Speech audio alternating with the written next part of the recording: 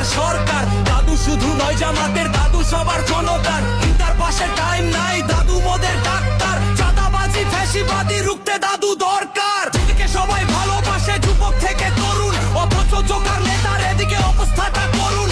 বলছে দাদু আসুন বসুন চলুন দিবের ধরুন, হিংসাবাদে ঐক্য হয়ে দেশটা এবার করুন। বলছে এখন দাদুর ক্রেজ চলছে গণজোয়ার।